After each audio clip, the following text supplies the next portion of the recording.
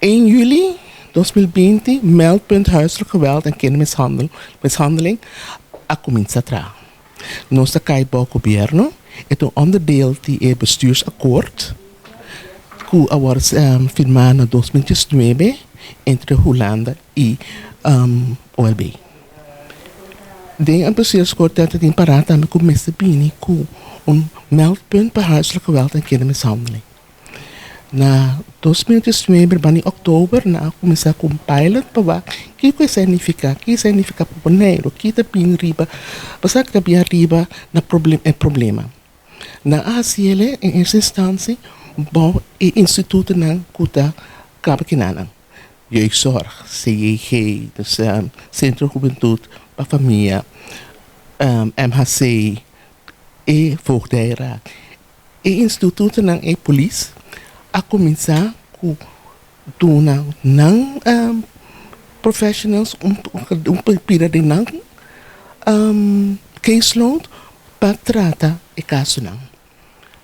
Em hora na março 2020 a bem cai foco não assim não pode só tem passa coisa suceder mas tem instância novo que por deal com é problemático que tem que na quinana. Assim é meldpunt a começar em juli. Agora, senhora, como Meldpunt Guiami, o que está para pé? O que está a meta de Meldpunt Guiami? Você pensa que o Meldpunt Guiami o problema não é somente violência doméstica, é mais amplo. Você vai que tem também que cai bouche, em feito, stalking.